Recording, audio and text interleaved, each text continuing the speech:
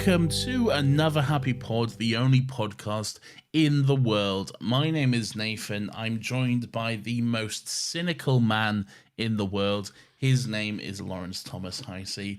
Hello, good sir. Shut up, Nathan. No one cares because you've got to tell us what this silly little show is all about. This silly little cynical show is the show where we get together and we talk about all kinds of things that I apparently don't like all of a sudden.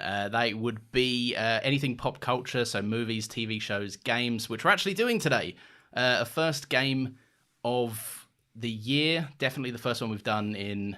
Has it been a year? Like a full calendar year since we did our last one? Don't get sidetracked during this bit because that's terrible. Just finish this bit. You just hate this. You hate any deviation from this because you just... Because you always get sidetracked and then forget the rest of it. Just keep going. Oh, sorry. Hang on. The really important rest of it is coming up, folks. Everyone fucking put your seatbelts on and strap in. Ready? You forget it now.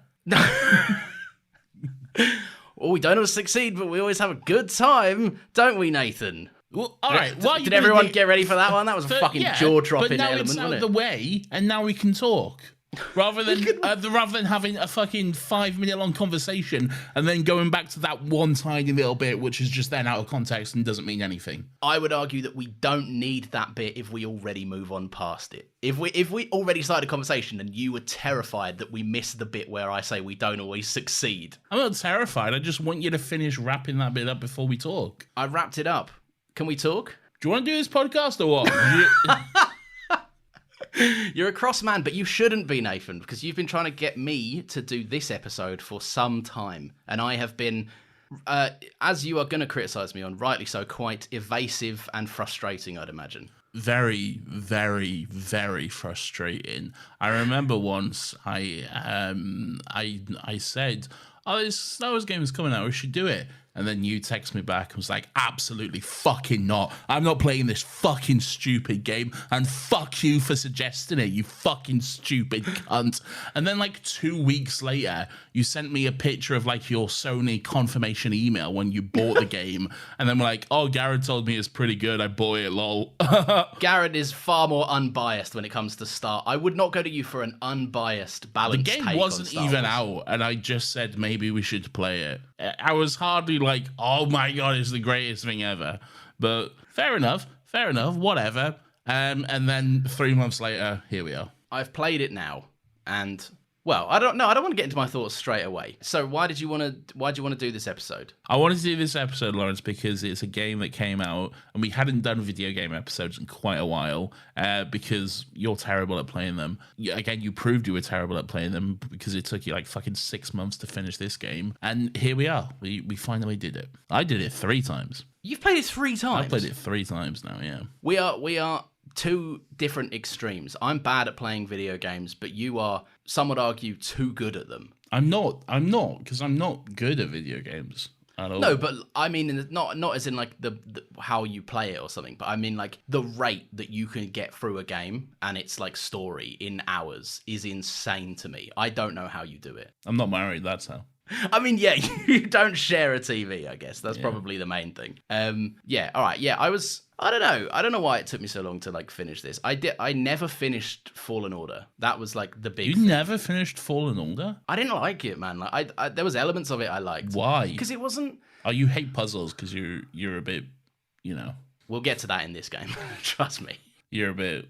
What's that? What's the face you're doing?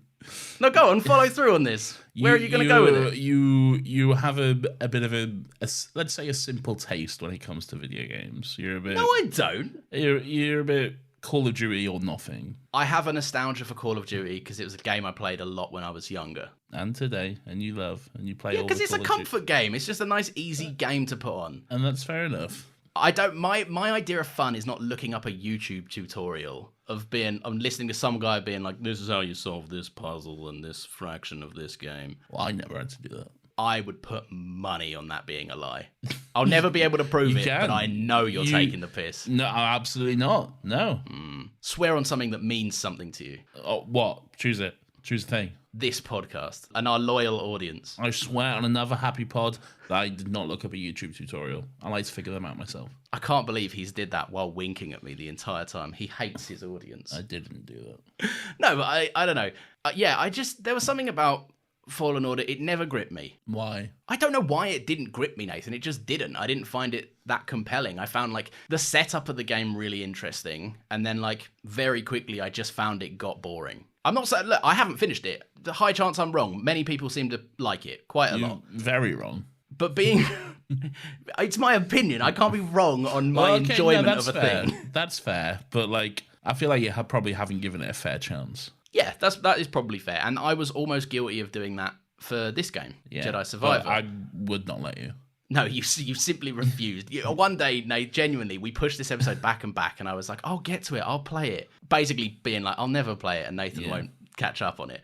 And then one day, Nathan had one of his admin days, which we've spoken about before, where he basically just arranged the entire year worth of, like, scheduled content. And then in the little... kind of miscellaneous notes section we have on the spreadsheet next to the Jedi Survivor element, it was, you have a month and a half until this is due, or something like that. And you still don't even play it until, like, 3 days before. And yeah, but that's enough time. And then, even then, that was pushed back a week, because, again, you still didn't play it. I had a busy fucking week. You had a busy month and a half, did you? No, but I left it to the end, and then I had a busy week. There you go. Okay. Would you like to hear my thoughts, or would you like to tell me your thoughts? I would like to hear your thoughts, because we know my thoughts. I mean, yeah, look, as we frequently said in this podcast, Star Wars as a company could do a poo, release it on Disney Plus, and Nathan would clap. No, don't make me sound like that. I wouldn't. No, not in a dumb way. It's just that you have a good passion for Star Wars. Yeah, I like Star Wars. Sue me. No, I'm not trying to sue you. It's fine. You can like Star Wars. All right. I am very conflicted on this game because there are elements. Right. Sorry that this podcast isn't just going to be, I love it from start to finish. There's no flaws. Cal Kettlefish is the best protagonist in the universe. I knew it. I fucking set a timer because I knew that at some point you would say Cal Kettlefish. 12 minutes, 39 seconds. I fucking knew it. I don't even know what kettlefish is. Is that a type of fish, or is that like an American snack or something? You're probably getting it confused with cuttlefish. Yep. Or a cutlass, which is a pirate's sword, I believe. Yeah, and not a fish. Callum Cutlass. Yeah, all right. I'm conflicted on the game because there's elements of it that I really love. Like, genuinely, I'm like, this is fucking great stuff. And I was like, some tears were shed. But there are elements of it as well that I was like, I had the Fallen Order feeling where I was just like, this is not, maybe this isn't for me. Like, I can see that it's good and that people enjoy it, but like, maybe I'm not the intended audience for this. I don't know. I've never done this before. This is how conflicted I am on this game. I have wrote down my overall thoughts, and then I have a list of pros and cons for how, like, just basically in true balance of the Force. For every good thing, there is an equal bad thing. Okay. But let me list my overall thoughts so that you can kind of get a sense. And then I'll stop talking and then you can do some talking. Super conflicted on the game. First half quite boring. Second half genuinely excellent. Okay. Fantastic combat, great gameplay system with jarring technical problems that are way too frequent. Fair. Half the story, brackets High Republic, was very dull. And I always felt like I was kept at arm's length from it, like I was being told a story, not able to play the story. And then next one, end half of the story, Bode's betrayal, Seer's death. I was in my element because I felt connected to the story personally, and I liked these characters and was more invested in what they had going on. Little side interjection from me. I don't know anything about High Republic. That's what I mean about maybe not being the intended audience for it. And the last thing, I think this is a better experience for expanded Star Wars fans. Casual fans like me are probably more invested in the back half of the game rather than the front half. And that was your overall? That's my overall. Okay, because it mostly seemed negative. But okay. No. I want to stress, genuinely, like from maybe like fucking like, you could almost cut it with a knife, like 50% of the game on the back end.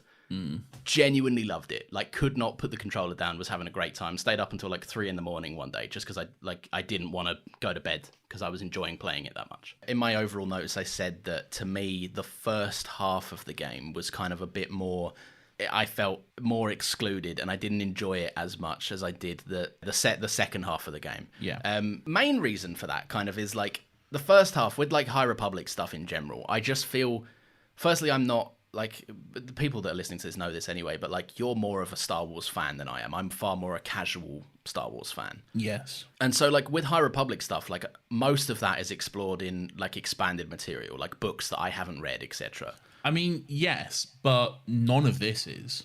Yeah, I do kind of get that, but like there's elements of the High Republic that like you would have to kind of have some knowledge of like High Republic stuff or interest in that topic. There's a reason I've never ventured further into reading more about High Republic, is because I'm not that interested in it. I feel like well, first of all, I feel like the only reason you haven't ventured into the High Republic, it's not because you're not interested in it. It's just because at the moment, the only form it takes is books. Well, yeah, but then I also I feel like it does speak to the fact that I played this game and it was my least favorite aspect of this game.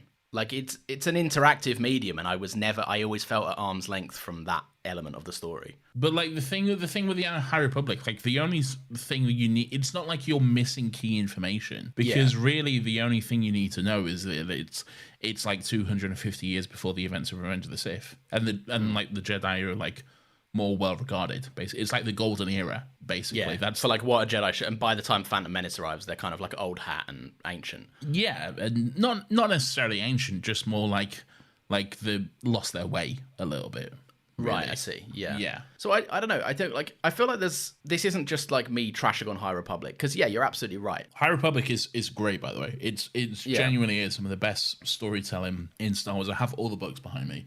I really enjoy them quite a lot. And it is just it's something a lot of people always say, when will Star Wars explore something new and something different? High Republic, it's right there. It is something brand new. It's something different. Lots of great characters to dive into. It's not the Skywalker saga. Yoda's there. Yaddle shows up at one point, but that's pretty much it. I don't get me wrong. I am like fully aware that there's a thing in Star Wars where you're right. People are like, God, when can we just like the galaxy's so big and we keep hearing about this one fucking family, and then they're given something and they go like, no, I want to know more about the family. Where's Anakin? Yeah. Like for it, like I don't know, that there was an element of that. Like that's my whole trajectory with the Mandalorian. I was like, new stuff, thank God. Yeah. Like I was getting real bored of the stuff that we got, and then by the end of season 2, Din Djarin's like, thank you, stranger, and the stranger pulls down his hood and is like, I'm Luke Skywalker. And it's like, oh fuck, okay, cool. The point I'm making about being at arm's length from the High Republic stuff, yeah, I found like so much of it was Cal, like he has the Force Echo sense thing, right? So a lot of it was like me going somewhere, me like traversing mountains and shit to get to a cave to listen to like an audiobook to then leave that cave. Like it would be like, you know how in The Last of Us, if like Joel finds frequent like voice recorders? Yeah. A lot of the first, at least like the very early missions, apart from the Coruscant mission of Jedi Survivor, would be like if Joel went to the hospital but didn't really get to do anything there and just got to listen to a recording and then go home. Yeah, see, I guess this is just where me and you are different when it comes to video games, because I fucking love this shit. Like, I love all... World building! No, genuinely, I do, though. I do... The lore in the world building is one of the reasons why I love Star Wars so much, because it is such a rich world, and I do love all the lore. So, like, I'll take any new piece I can get. Like, I'll explore all these caves and stuff, and like, you know, going back to like the Spider-Man games, like I'm the person who will, you know, avoid the main story, and I'll find every backpack. I'll do the Miles Morales like fucking missions where you gotta like hunt down, you know, like the trophy hunt or whatever, the scavenger hunt for your dad's birthday and stuff. I do all those missions just because it's fun little bits of story which I like. So. And I guess to you that just doesn't. It's just not something you're interested in. I guess it's not so much that like I'm not interested in it, but like there are like Spider-Man. I was way more happy to do like a lot of Spider-Man. I still haven't 100%ed either Spider-Man game. I was more happy to do those side missions because I felt like the way I got around was fun. I enjoyed. If I was swinging past the backpack and I saw the backpack, I would go, oh, I may as well get the backpack. You see, I will stop the game and I'll be like, right. Okay, before I go any further, I'm going to make sure I collect all 50 backpacks now, and then I'll move on to the next So that to me is insane. For me, I'm like passively enjoying the game, and then like a side thing happens, like a dynamic thing in Red Dead. Like I'm on my way somewhere, and a guy's like, "My leg is fucking injured." Yeah, I and know. I'm like, I better help. It's a weird thing with me and just the way I play video games now. I don't know what it is, but at some point, just something in my brain switched where I'm like, before I do the story, I need to do every single side activity. Like when I play an Assassin's Creed game, and it's a fucking nightmare as well. I like before I get started on the story, I need to clear the map and clear as many viewpoints as I possibly can. I think the point I'm making, like with it being, I feel like the reason I wasn't so keen on it was because like the first mission, like you play as Cal, who's like a bit downtrodden but very obsessed with fighting the Empire. Yeah, and then his like friend or crewmate was killed by like the Empire, and it hits quite hard, and you go, oh fuck. Yeah, and then the story becomes about like chasing a Jedi who like was alive 200 years ago. You learn he's still alive. Yeah. And you learn his stories through, like, this is reductive, but I'm just saying it to make the point. Like, you learn his story, a lot of it, through flashbacks and things that you can't necessarily have a part in. Yeah. And it feels very like, this is what happened, and you need to know this before you see him. Yeah. And then when the story as a whole, when after, like, Bode's betrayal and stuff, the story became so much more personal. And, like, Cal as a Callum, young man Callum, and as a character, like Cal is a great character in this game. Yeah. But like when his most interesting elements are when he's like conflicted or like doesn't know quite how to handle something he's dealing with. See, to me though, I get that from the beginning with Cal though. Yeah, I think you get it from the beginning, but then it dips out. Okay. Do you see what I'm saying about the first half being a very, I think, different game to the back end? At least thematically in the way it feels. Well, yeah, thematically, yes, because the story has to change and grow. Yeah. Like, it's not going to be all betrayal in the first half of the game, is it? No.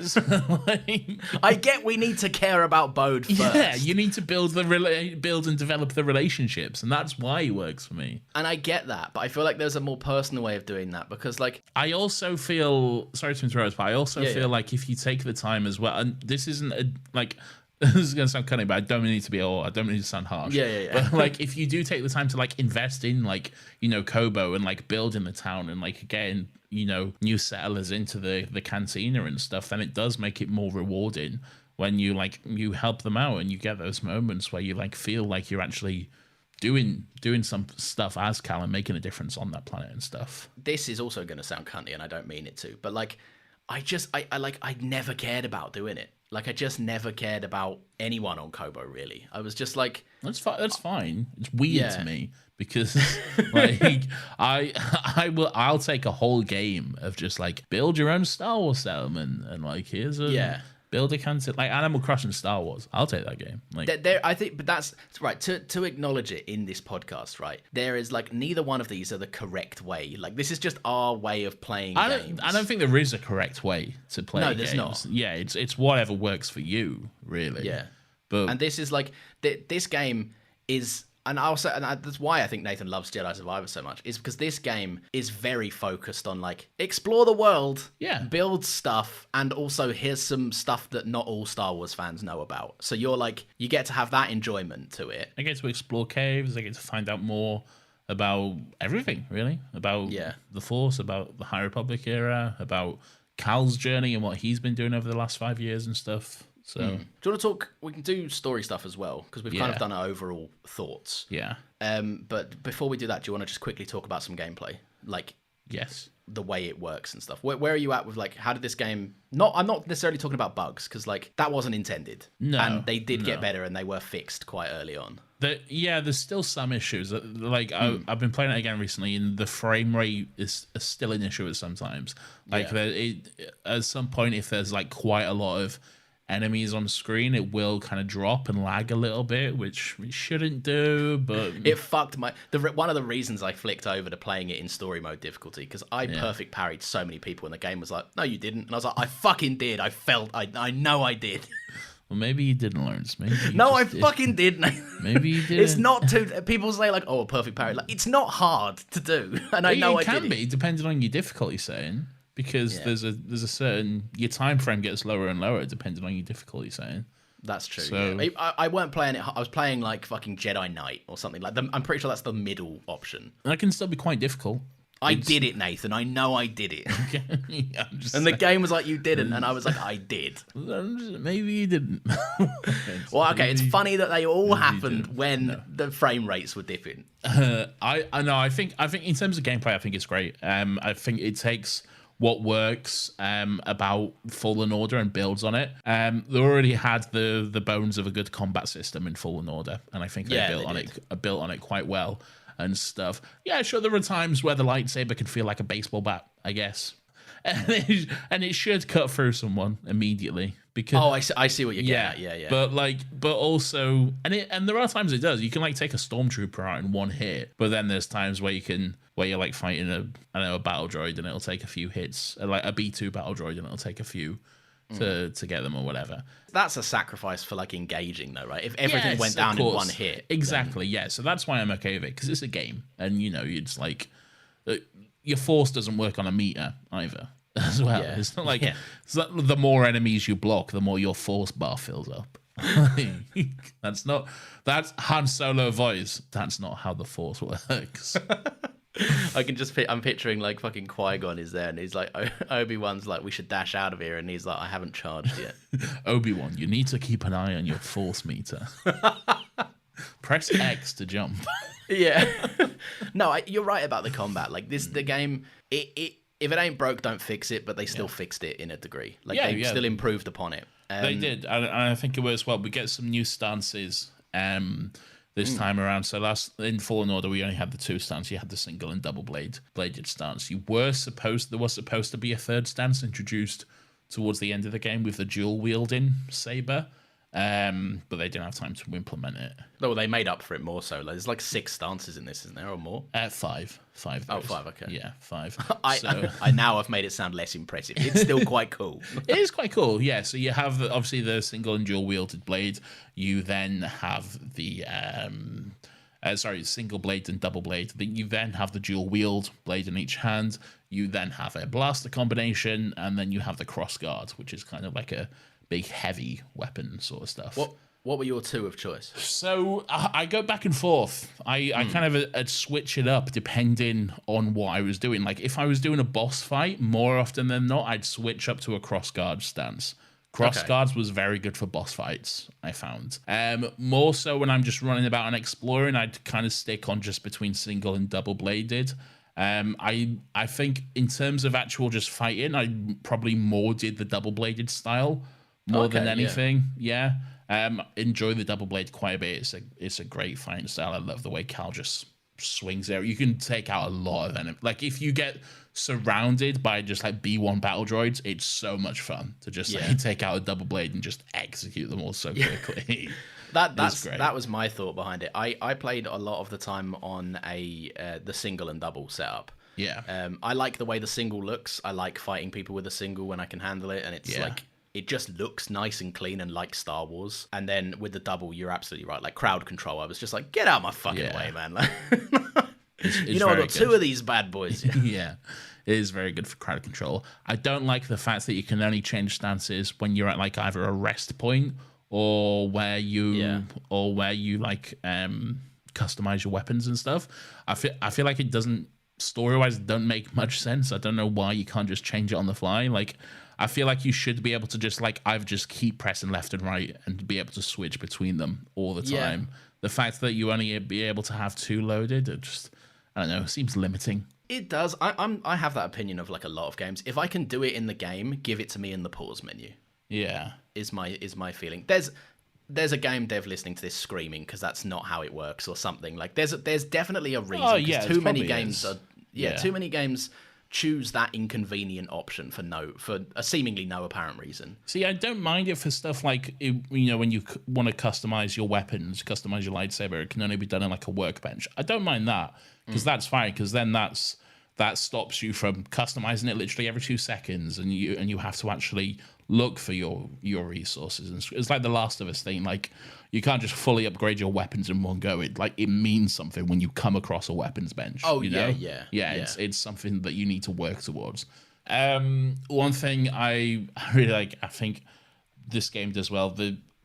One of the best decisions they made on this game is bringing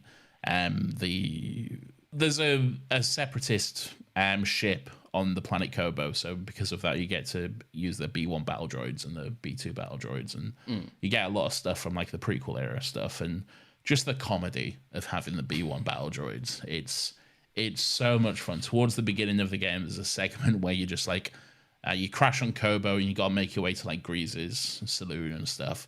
There's just a moment. I'm gonna play it for you now. I'll have to upload this video to the drive so you can play it on the thing. Sure. But I'll just play it for you now because it won't appear on the recording. You don't need to see it, just hearing it's good, but just imagine Cal climbing up a cliff and then there's a droid at the top of the cliff and he's just hanging off the edge. Take a look at that view. Is that a giant crater? Wow. I got it so easy. Guard the cliff, crush the locals, look at the scenery. Nobody's getting past me, not without a blaster hole in him. I wonder if I'll get promoted for doing such a good job.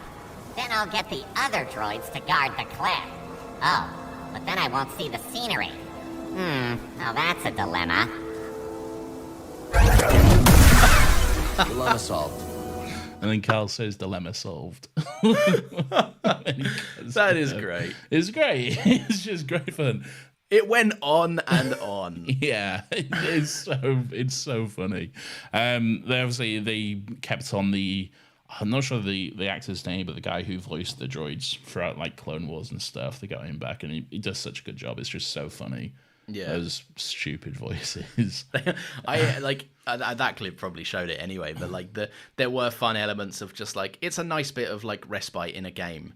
To like, because stormtroopers a lot of the time are just like American guys going, "Whoa, hey, ah." Most of the time it's the same voice. There's like one specific guy who does like all the stormtrooper voices. Yeah. And that's at one point I was thinking like, do they just have a room of guys with this vibe? Yeah, guys with this American corporate vibe. And a lot of times it's just, you see the T-17 speeders. Yeah. Yeah, no, you say anything about the game, it's performed very well by everyone involved. Like it is a world where everyone feels distinct and has a thing. Yeah, like a definitely. vibe. Yeah, great mix of characters. The thing that I was like keen to get your take on. Yeah. Were like I don't know if this comes down to preference or not, but like I this was the only thing I had a look about and saw that some people feel the same way and other people think I'm wrong. Okay. Which was like I found, and I can go on a whole spiel about this, but I'll try and keep it somewhat limited. Like a lot of the level design in this game as a whole is very like confusingly laid out. Like there would often be times where I was following a main quest line. Yeah. And the game would hit, there was a hill. There was a very obvious hill. Yeah. And I'm like, I'm going to go up this hill. That is obviously where the game wants me to go to continue this quest line. Yeah. So up the hill I went, and I tried not to. I find the map. I hate the map in this. I hated it in Jedi in Fallen Order as well. Like so I'd rarely look. at the map. map's been improved since Fallen Order. It has been improved, but I just hate not I like having the map. it. I bring up the map all the time. I'm like, my dumb ass is like always bringing up the map. I'm like, where am I? Where do I go next? See, maybe I should. But I hate looking at this map and reading it. I find it an eyesore. I like it because I like the fact that you have to bring it up. And you have to be stationary when you bring it up, rather than just having a fucking compass in the corner of your screen all the time. So you're looking at the compass and not actually what's going on your screen. I liked the fact that you have to take a moment to look at the map, figure out where you're going, and go there. See, for me, I don't know whether that's like, again, you take the time to do all the side stuff and I'm impatient. You are impatient. Yeah, I know, and there's definitely an element of that. But I also think, irrespective, there have been games where like I pause the map and I like to take a moment to scan my surroundings and stuff. Yeah, this isn't one of them. Like the map for me in this is just heinously fucked. Like I hate it. Why? What do you hate about it? Because it never it's a chore to look at. It's one of them things where it gives you like a you're here. Yeah. But the end location never feels clear, and the path that you can take, it never feels laid out. It feels like here's a block and a square, and this is the general vibe you need to head towards. This is the direction you should go towards. But I'm like, if there's a wall there, then what? What the fuck am I doing? But I feel like again and again, not to be cunny, but like the more you explore, the more your map is filled in and stuff, and the clearer it becomes as well. What happens for those players that are unlike me and want to play the story and then explore with the full height of their abilities? You can do that. There's nothing stopping you from doing that. Like there is, because apparently the map is easier to read on questline missions. It is easier to read, but you can still read it. I can read the map with not much cleared out. I'm not a fan of it. Okay. I don't. But right, the map is a mini point I'm making. The more the height of the point that I'm making is kind of this like a lot. Like I said, so I'm doing a quest line. I see a hill, the very obvious hill in the map. So I go up the hill. I go. Yeah. And then for 10 minutes, I'm following a quest that is not what I want to be doing. What do you mean? Do you have like a specific example of this? Not so much, but I'll try and explain it as clear as I can. Because for me, it was throughout the game I had this problem. Like, I would go off up the hill, and up the hill would lead me up a cave, a big tall cave. Yeah. Like a tower-type cave situation. Yeah. And up I went, and I'd get to the top of it, and then the game would be like, here's a hairdo or something. Yeah. And I would go, but there's nowhere else I can go. I can only go back down. Yeah. So I go, have I gone the wrong way? It took me like 10 minutes in the wrong way. Then I would go down. I'd zip down back to where the location with the obvious hill was. Yeah. So I would think I see know a exactly. tiny flap that I need to go into or something. Yeah, I think I know exactly the exact portion you're talking about and the specific area that you've gone through.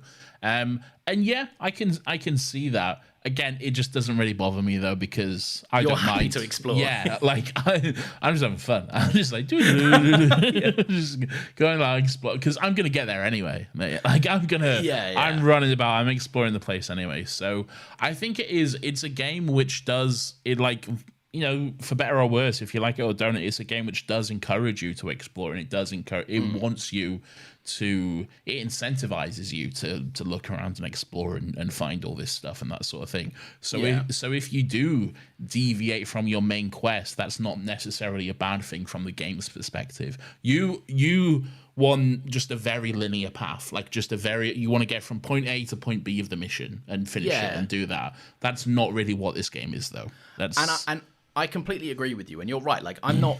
The game isn't wrong for having that approach. Yeah.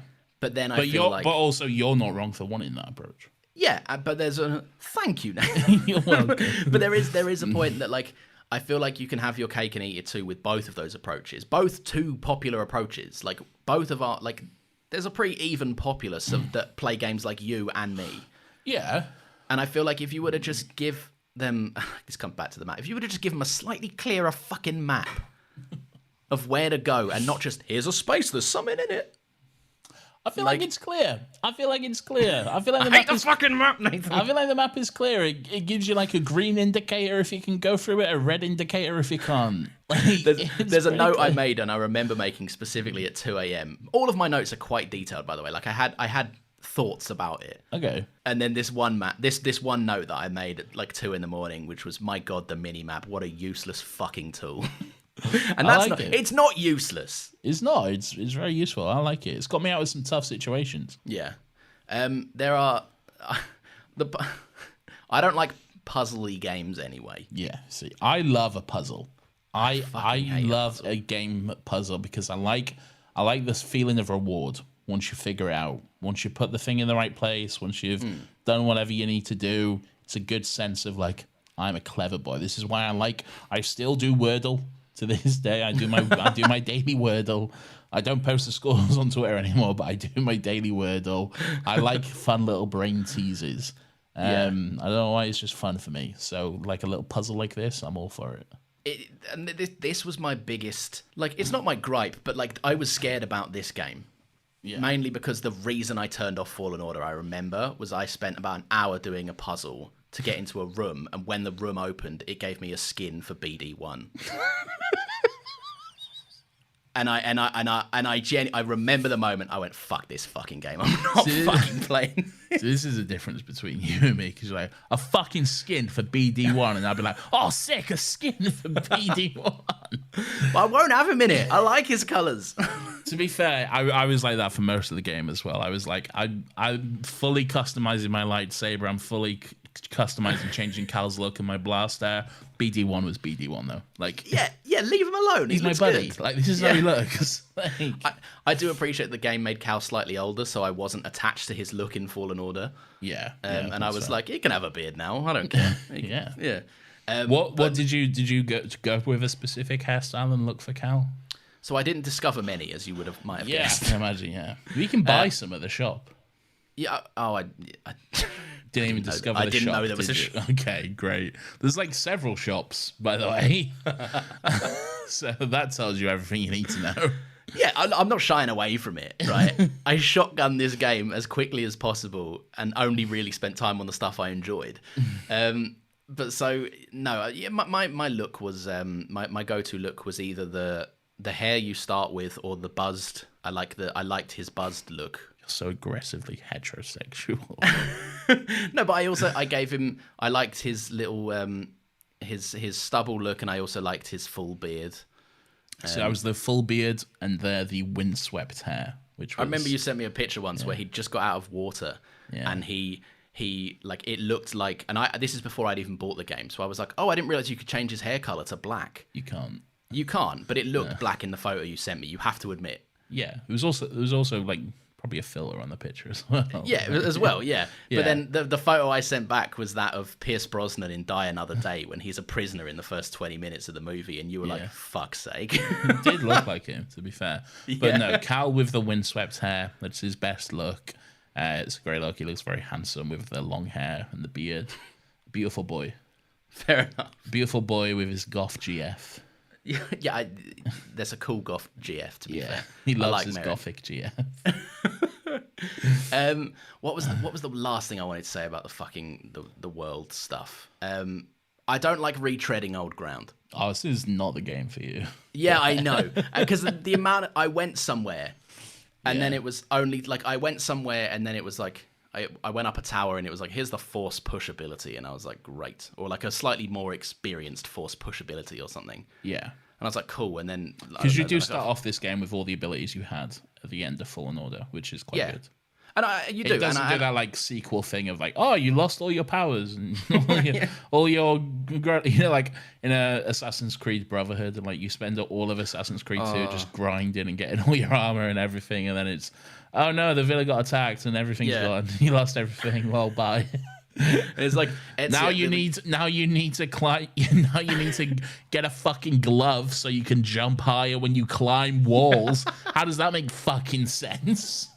The thing that got me with Brotherhood was like, it's like the game is, the entire vibe of the game is like, Ezio's now a master assassin, only that he's 10 times worse than when you last played him 10 years ago. He lost all his skills and equipment. And it's the equipment that makes him a good assassin, nothing else. But no, right, I'm not going to read my verbatim notes because they're very angry. Go on, but like, go on. No, Don't be scared. right, okay, all right, fine. But remember, this is a different Lawrence that hasn't reflected on these notes. Okay. The level design is beyond fucking irritating. Interesting levels and traversal opportunities, sure, but the actual layout is beyond fucked and I hate it. Frequently go down a path for 5 minutes only for it to lead to an optional boss or collectible I couldn't give a fuck about. What makes it worse is the game then turns you right back around and you're exactly where you started, only 10 times more fucked off. This is bad because I personally don't enjoy it. Yeah, basically, yeah. There is an element of that. And that's what I'm trying to get across now. Like, it's not wrong. It's just maybe not what not I you. wanted. Yeah. Which is fair. Yeah. And the puzzles I was speaking about, like, I like a little puzzle. I have to move a thing to get to a shelf where the lever for the door is. Baby's first puzzle. Yes. Sue me, but I want to play a game without being frustrated. In my leisure time, I don't want to be fucked off looking for something. That's fair, that's fair. But like in this, there was one specific door, and I think I can't remember if I took a picture of it or not, but it's just after the game has told you can swim for the first time. Towards the end of the game, I think you're heading, I don't know what you're doing in it, but you've swum through a tunnel thing, and there is a big tall door. Oh yeah, so I know. Yeah, it's when it's on there's a temple on Jeddah, and it's when the big drill droids. That's right. Yeah. Because there's okay. And then the big door it takes you to outside of it, right? This is what I'm saying. Puzzles I like are when puzzles feel fair, and I could look at something for a minute, not get it, and then look at it another minute later and see it from a new light and go, of course. Yeah. Because then that feels fair to me, and it feels like I could have always got it. The big door, after you come out of that little swim, which you then have to pull a lever, force something in its way, but then take the force thing out, let the door close again, and when the door closes, fucking obnoxious, and I hated it. Like, I quite liked that one. But I'm not ashamed. The only time I did it, but I'm not ashamed to say I just fucking Googled someone doing it and I copied them. There's no shame in that. Yeah, but like, I just don't know how someone would look at that and go like you figure it out and go, that was fun. I get the sense of accomplishment, but like, it wasn't fun figuring that out for me. I don't know. It's fun for me. It's I can't explain why. Fair enough. It is. I like. It's something I need to figure out and solve. And then once I have solved it, I'm like, yay, I'm clever. Brain, please release dopamine. Yeah, fair enough. Did you like the... this might be a longer episode, by the way, everyone. It might be, yeah. I don't know about you. I really, really prefer how the game runs, moves, in terms of how Cal gets around. Yeah. In terms of like the world and how you have to discover locations and all of that. I much preferred that inside of facilities and like inside ships or bases. I think the reason for that is because when you're inside of ships and facilities, the path is much more linear and controlled. Yeah, and absolutely. like there's there'll be like a free running segment or whatever which is clearly like laid out and stuff. Like when you go to the Shattered Moon, like above Kobo, and like you go to the base on the moon, there's a whole segment where you're just like running about, zipping from platform to platform and running along the walls and stuff, and it's great. I think all the like free running stuff is improved upon the first one as well. It all works very well and stuff. And again, there's new ways to do it. It's built upon. It's all great. Right. You can now like push a balloon in the sky. Or something. You can like put a balloon in there, and you can like zip up and move quickly and stuff, and you get like a little thing from Merrin to like zip through like force fields and stuff. Oh, and she gave me that, and I was like, "Thank you, Merrin." Yeah. I'm so sick of seeing a door I can't look at. Yeah. I want to stress as well. Like, I'm not a big fan of the exploring the whole world and stuff, but the options that you get to explore the world are beyond fun. Yeah. Like getting Cal to be like, when you look at like a mountain and then see something like a mile away and you go, I can feasibly do that. It's such a good feeling. And you can, it's great. It's great. It's good.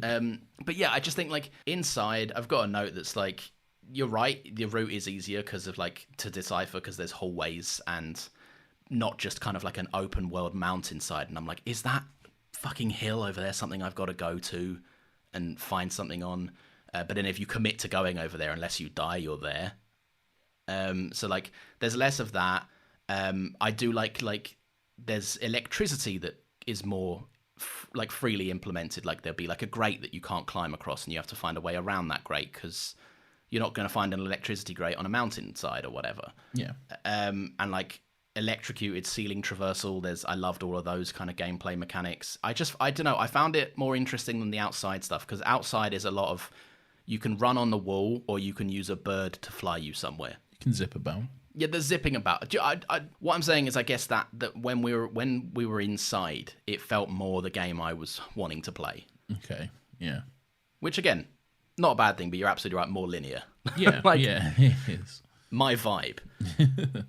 Right. Anyway, anything else about the gameplay? I've moaned for too long about the world and stuff. Was you customizing your like lightsaber at all? What's your lightsaber build looking like? Yeah, I don't know. Like, I wouldn't know how to describe it. Like, it's still very Cal's lightsaber. I feel like the customization is there. I prefer.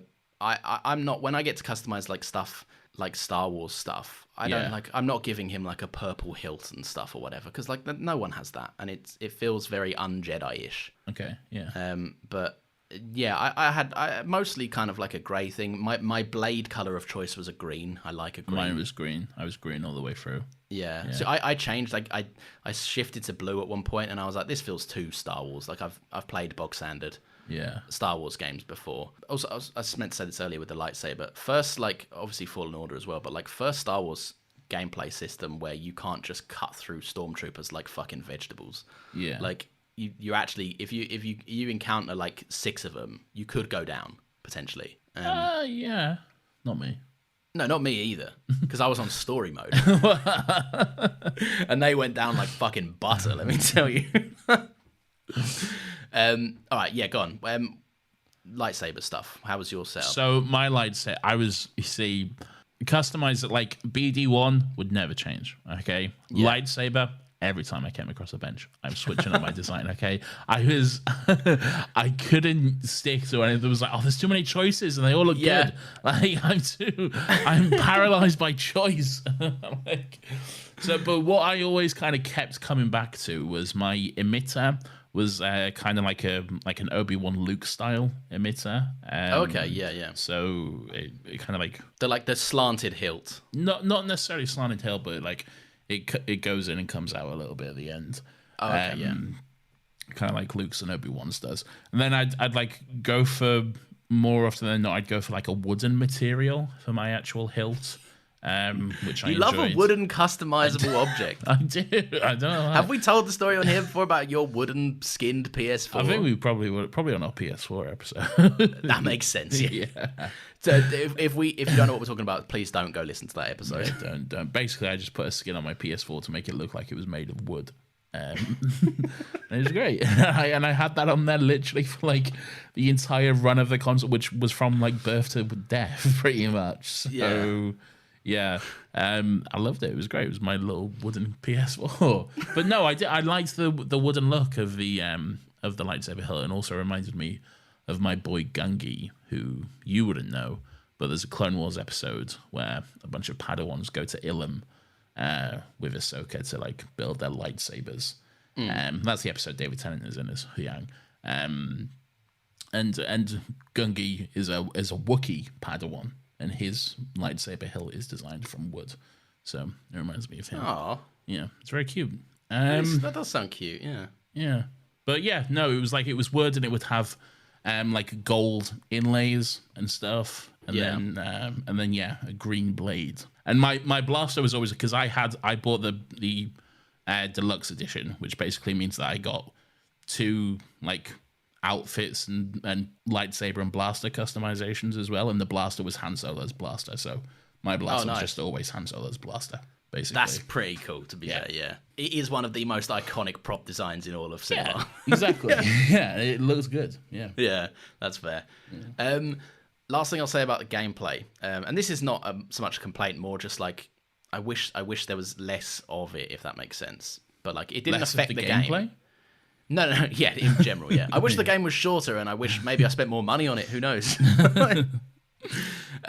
No, I'm wondering if you felt the same way. There's a lot of times where like you're with characters, more so in the first half, you're with a character who will travel with you, typically Merrin and Bose. Bode, sorry, yeah. Thinking about the headphones. And you'll be with them, they'll help you with some gameplay elements, and then you'll be like, I need to get over to that ship. And then Bode or Merrin will be like, I'll see you over there, and then just fucking dip off. And I'm like, we were chatting, man. I was enjoying. Stay with me. We're going to the same place. Yeah, I know you've got a jetpack and you can teleport, but like, come on. Yeah, I didn't mind it. I guess anything that stuck out to me, I guess. Well, like I say, it was more in the first half, and I think that was the part of the game where I was just craving a bit more emotional connection to it. Yeah. So like, whenever they left, and Cal was just like, how you doing, BD? And he was like, beep boop. I was like, I'm not getting much out of this. Come on, now. Don't you disparage BD? No, I've got a note later on about BD that I didn't realize I cared as much as I did. Okay. Until something happened, and I was like, no. Yeah. All right, should we talk about the story? Yeah. Pretty good. Yeah, very good stuff. I like the way it opens up. So we open up on Coruscant. 5 years after Fallen Order. First of all, it opens up with the biggest fucking dick tease of a shot ever. Like the opening menu to the game is you're slap bang looking at what was the Jedi Temple on Coruscant. It is now the Imperial Palace, and you're like, oh shit. Yeah. And then you see and then you press play, you play the game, and you see a fucking Imperial transport. Like, oh shit, are we going to the palace? Hard left turn. I guess we'll look at it as we fly past. keep in mind that like even buying this game, I was half persuaded like not to. Yeah. Like, so I came into this game like not like, you know how I do when I'm like reluctant. Yeah. And then I saw that and I was like, okay, yeah, we're in. Firstly, I was like, Coruscant, cool. Jedi Temple. I was like, oh, yeah. And then that left turn happened. I was like, motherfucker. It's such a big tease. Looking at my phone, which still has a notification of like £70 successfully paid. To... and then I'm just like, But I do like Cal's. At this point, it seems like Cal's been captured or something. We don't quite know what's going on, but I do like the first time he sees the palace, the temple was become the palace, and just his reaction to that. He kind of doesn't notice it at first, and then he just like catches a glimpse, and he's like, "Oh shit! That used to be my home. Like it's where I lived as a little boy." yeah. And now 10 years later, shit, here we are. Yeah. Yeah, it's good. But yeah, like I like where it picks up with Cal. Like I say, it's 5 years after Fallen Order. I immediately get the sense that he's in a much darker place. Like it's not been a good 5 years for him. No. It's not been happy memories, given the fact that we have like the first boss fight we have is I think it's the 8th sister from the first game. One of the Inquisitors. She's back. And Cal just fucking decapitates her. Like, straight up just decapitates her. And I'm like, oh, shit, okay. Like, Yeah. This okay. The whole vibe of, like, the first mission is, like, it's a strange one, because you're fighting the good fight, right? Like, you're fighting the Empire. You're working for Saul Guerrera. Well, you're fighting the good fight. You're working for Saul Guerrera. I don't know if that's the good fight. It's a fight. Yeah. You're not on. All right, my point is, you're not on the fascist side of it. Yeah. Well, yes. Yeah. But like, what I'm Saul talking about does is some pretty questionable shit. Saul Guerrera will blow up a school if it means people will fight the Empire. Okay. Like. yes, yeah. But like, it's still like you're still going at him, and I don't like, think Cal would do that, but no, but he's in the crew. yeah.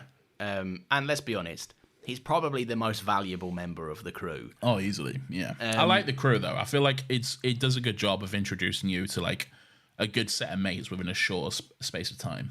I feel like, And then one of them dies, and you're like, oh, shit, yeah, and it does sting when one of them dies, yeah.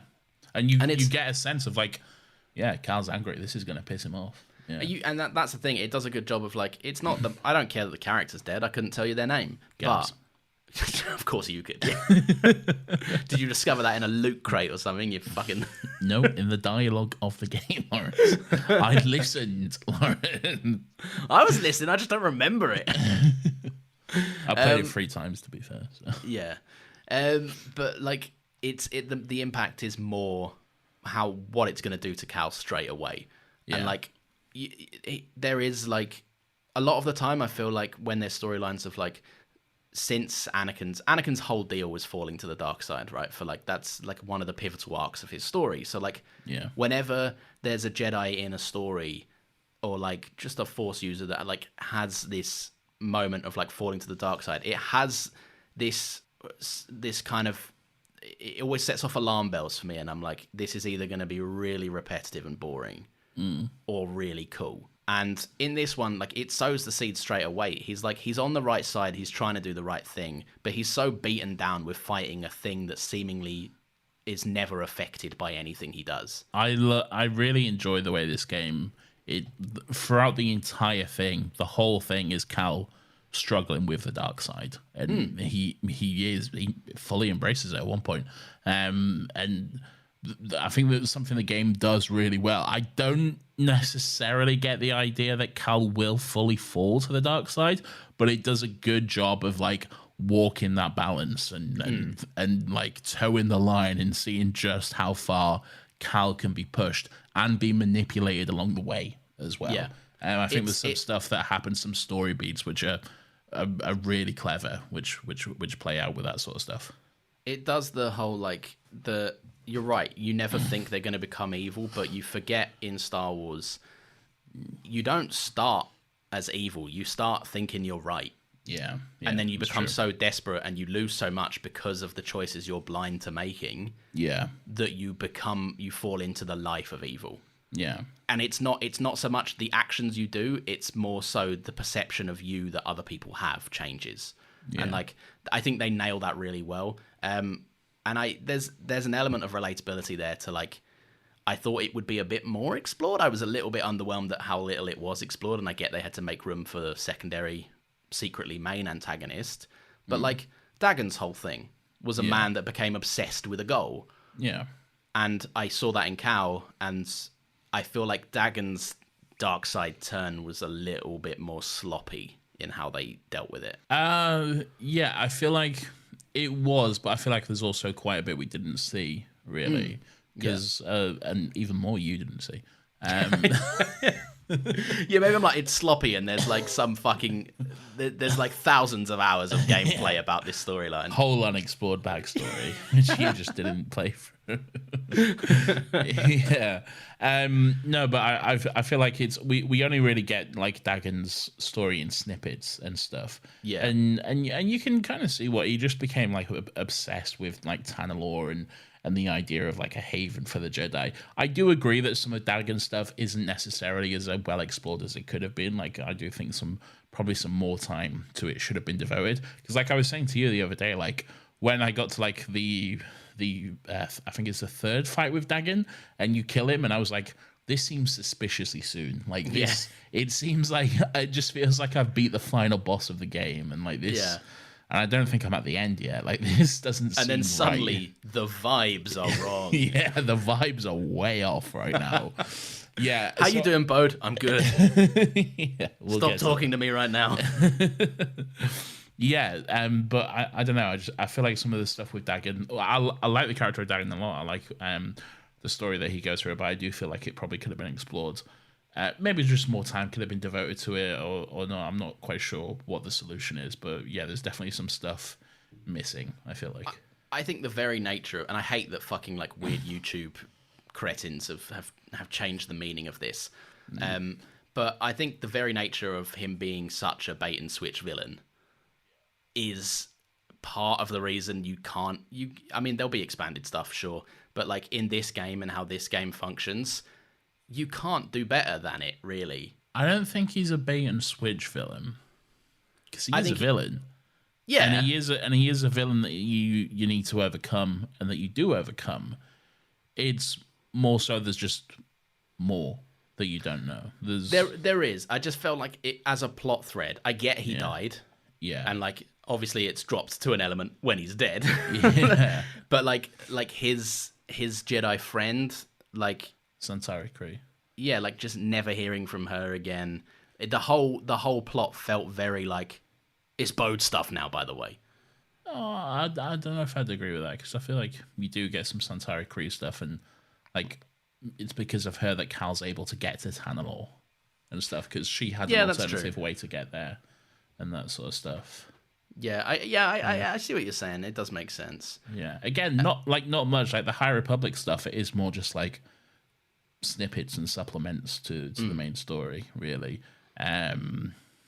I liked that he was able to project his arm with the Force. I liked that too. That was very cool. I really liked that fight with that last fight with Dagon. I love the moment where like, they go onto the fucking ceiling of that room they're in. Yeah, it's cool. Upside down fight. That's fucking cool, man. And then he's got the Force arm as well, which looks weird, but it's cool.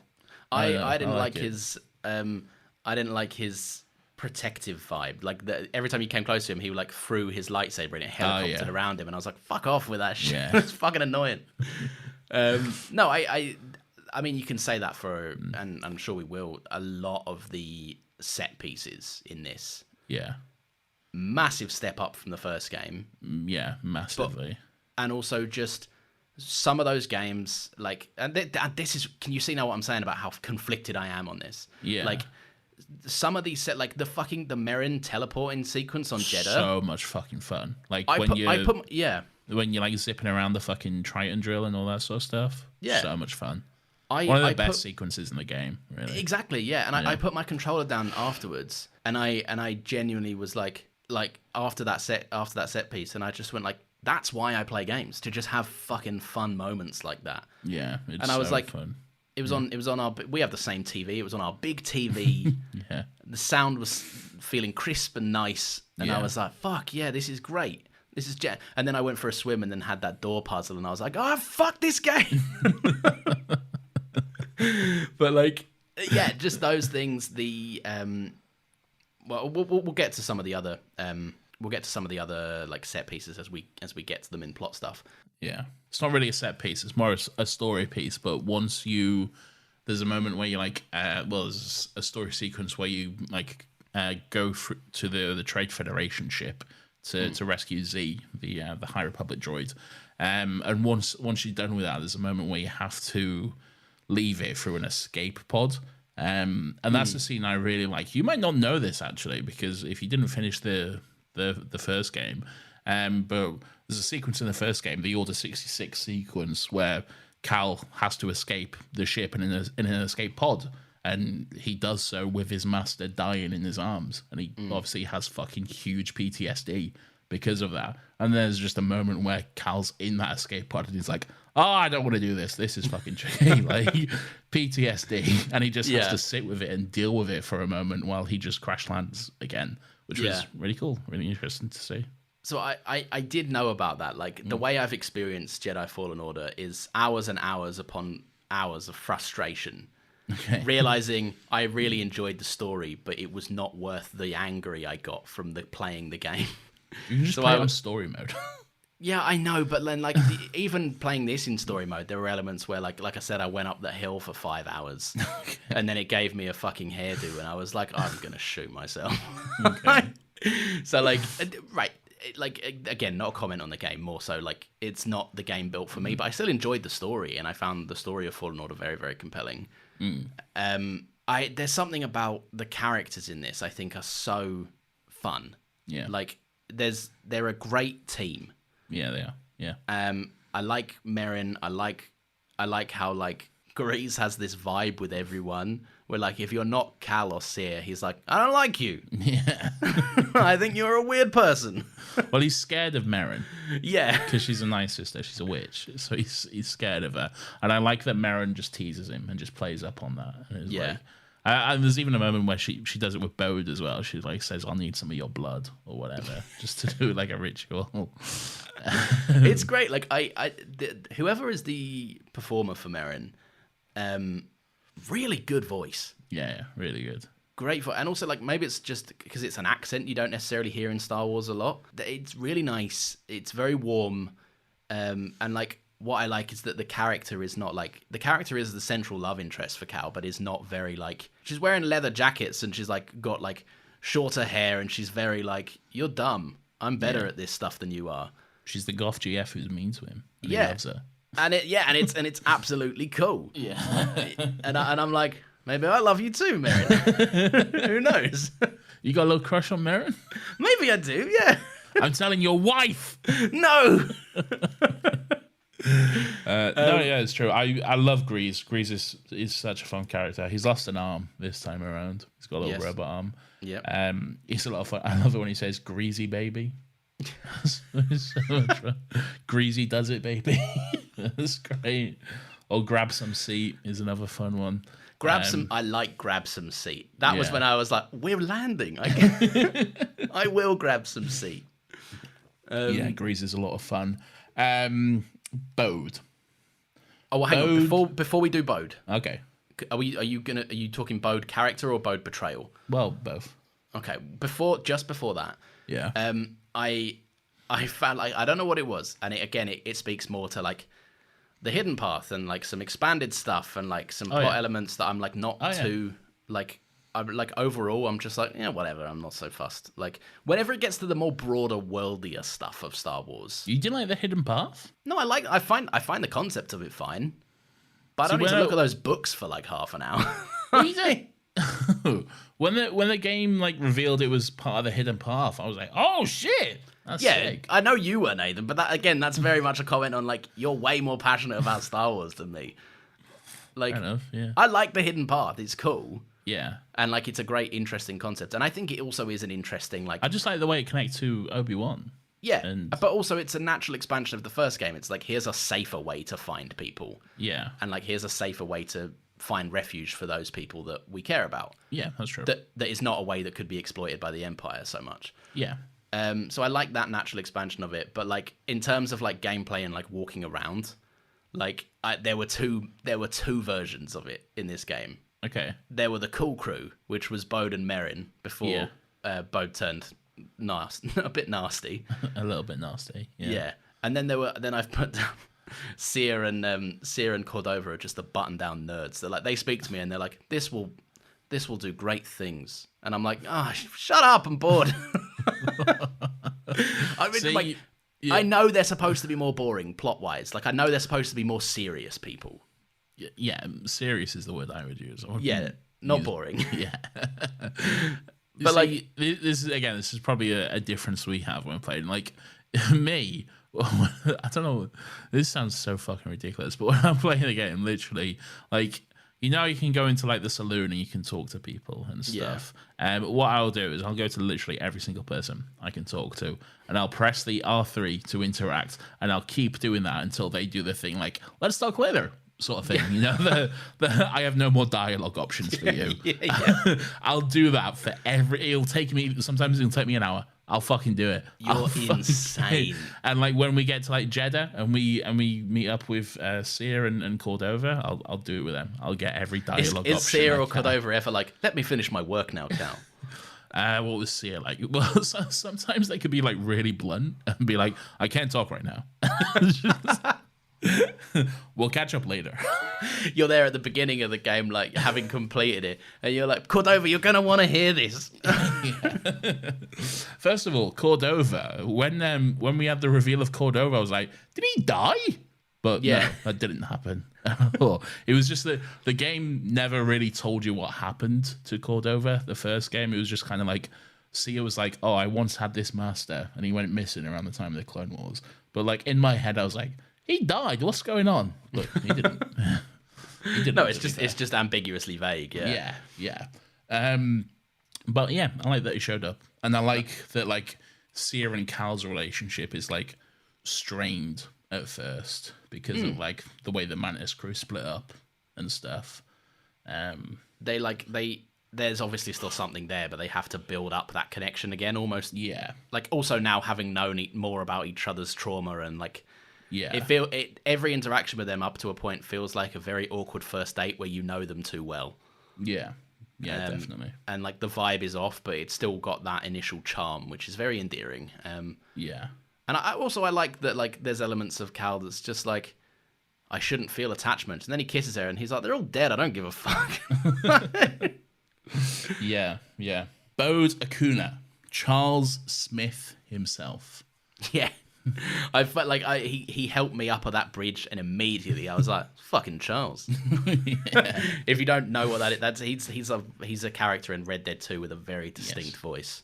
Yeah, he gets to flex it a bit more here, I think, than in Red Dead 2. He does. Yeah, he does. He's a good character. I like him. I really like the relationship they built. You do get like a really good sense of the relationship. Which just makes what happened so much fucking worse. As soon as those vibes were off after you defeat Dagon, and then he's like immediately, and you find out later it's because he went and picked up his fucking lightsaber. But like when Cal's like, well, that was what we needed to do, so off we go, I suppose. And he's like, I'm gonna hang around here for a second. And you're like, why would you want that? That was the point for me. I was like, what's going on, Bode? What are you doing, buddy? Yeah, but it's like Dagon is still fucking warm. Yeah, and immediately Bode is like, I'm a bit weird now. Yeah, mate. And then you get to Jeddah and everyone's celebrating. It's like, oh yeah, we're gonna go to Tanalor. It's gonna be great. We're all gonna live happily ever after. It's gonna be great. And Bode is just like, like, what's wrong, Bode? He's like, you know me too well, Scrapper. Yeah. And he's doing that thing where like, everyone is celebrating. They're around the fire pit while like fucking, I guess Cordova is like doing some stuff, whatever. And like, they're all like celebrating what Tanalor's going to be used for, and he's like, do you think we should maybe use it for something else? Yeah. Something more cool and more in line with what I want. Yeah. But yeah. So yes, so the betrayal happens, and I feel like when it does happen, I was waiting for it at that point, because it was, that whole sequence is great because it's just build up after build up. There's like this great celebration, and like Cal and Merrin kiss and like finally say like, yeah, we're gonna do this, we're gonna be together, we'll be on Tenlor, it'll be great, and all this sort of stuff. But just all the way throughout it, there's just this sense of anxiety and dread that's just building in the background, because you just know this is too soon for everything to be wrapping up, and something's going on with Bode. I don't know what it is, but something shifty is happening. Like when you like kiss Merrin, and then the sun comes up implying they fucked, and then it's like, go check on Cordova's progress in the thing, and like, oh, now I gotta go back into the library. Okay, something's going down. I know something's going down. Yeah, and then you go there, you speak to Cordova or whatever, and then Bode pulls out the gun. Whenever I see a quest point marker that's like, you should go talk to Cordova again, I'm like, why should I? We've just spoken. What's this for? Like, if it's not motivated from like a previous mission where like Cal gets a fucking memory stick or whatever, and then like I get back to Jeddah and it's like, go give that to Cordova. So I'm like, I know why I'm going to speak to him. Yeah. If the game has one over me and it's like, you should go and speak to this person, I'm like, I don't want to. I don't know what you're doing. Bode kills Cordova. Yep. Poor BD, his former master, immediately just goes to him, and Cal just like has to grab him and stop him before he gets blown up. Yeah. Or whatever. It's a great reveal. What I love the most about it is that for like quite a long, considerable amount of time after the betrayal, you still don't know why. No, you don't, yeah. Like, as far as you're concerned, Bode is not a Force user. You don't know that yet. Yeah. Bode has just killed, like, a guy on your side and then dipped. Yeah. And you're like, what? And you're in the same vein as Cal, because you're like, what are you doing, man? Yeah. It's so good, and I was so distracted by it. I didn't even realize that until I got to the fight with Bode after the whole sequence. I didn't even realize for that entire time that I didn't have BD1 with me. Yeah. I was so distracted by everything going on that I didn't. Oh, my little boy's not on my back. What's going on? Yeah. There are times where he's not on your back, and you're like when you have to sneak into like an Imperial headquarters or something, or the ISB headquarters. Yeah. And you're like walking around in the uniform, and BD's not on you, and I'm like, I can see way too much of Cal's back. This doesn't feel right. Where's my little boy? Yeah. Where's that thing that moves around? But yeah, so you chase down Bode. Very exciting speeder chase. Great chase, yeah. I quite like that. I love friendly steering in games.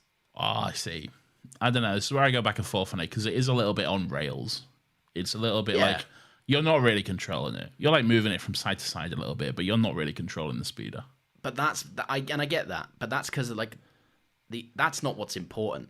No, it's not. You're right. And I feel like probably if you did control the speeder, that would just slow the sequence down. Really. And also, like, you don't want to get the chance to keep replaying it. You're supposed to feel thrown out. Like, you're supposed to feel like out of the loop. If you get to the point where if you've played it 8 times because you keep dying, and you get to start hearing the same dialogue options again, it lessens the impact of what Bode is saying, I think. Yeah. Genuinely, like, from Bode's betrayal to, like, the ending of Seer fighting Darth Vader. Yeah. Like, probably one of the most fun hours of gaming I've had in a while.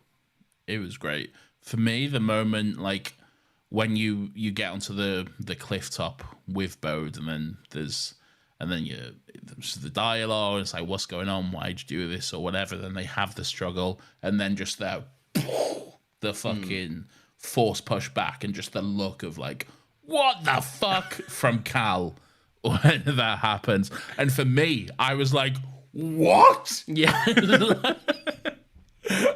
My Nathan mind checks was... his encyclopedia, and he's like, hang on, I know every single Jedi that's alive at this point in time. What's this? My mind was... Genuinely, I was fucking... So... It was a good twist, and I was fucking really taken aback. And then when he pulled out the lightsaber, at first I didn't clock that it was Dagon's. I was like... He's got a red light. Is he a Sith? Is he Inquisitor? What the fuck's going on? I didn't clock that it was Dagon's at first. But yeah, just great. And I like that that's a fight you have to lose as well. So Yeah. it makes sense that you don't have BD because you can't use your stims, you can't use anything. You have to lose that fight. And it does, like, it comes up with the fucking death screen. Yeah. And then you have to, like, respawn as Sia.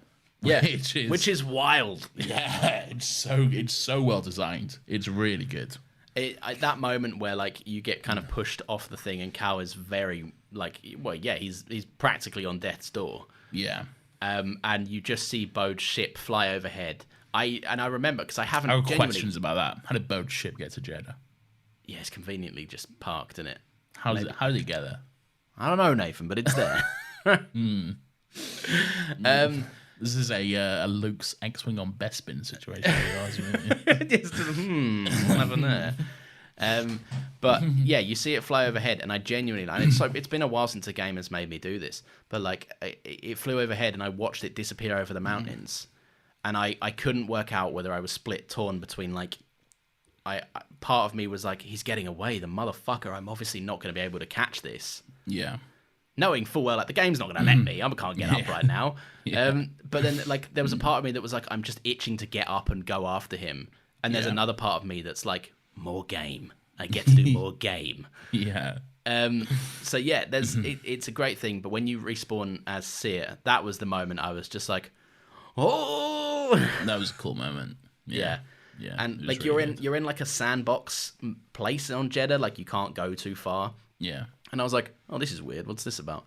And then I saw all the stormtroopers coming at me, and I was like, I'm going to fucking kill you all. Yeah. I was like, can. all of you get ready to die, yeah. Yeah. And you do. And it's fucking great. Yeah. And yeah, you get to take out fucking AT-ATs, you get to take out stormtroopers, all of them just coming and destroying the base. And then yeah, the Vader fight. For me, the hardest fight of the game was Vader. Oh, yeah, yeah. This was the one where I had to lower the difficulty to defeat Vader. Oh, really? I had to take the L. Like, after a few times, after a few respawns, I was like, I need to, look, I can't, he's too strong. I can't keep doing this. Yeah. Yeah. I think you also forget how tall Vader is. Like, He's a big boy. massive. Yeah. And when he was like, those moments where he was like pushing down on me with his lightsaber Yeah. and like towering over me, I was like, you're pretty fucking scary, dude. Tell you what, though, Sia handles herself well. Like, it comes down to it. It's not just a Vader fucking handles it. Sia handles her shit.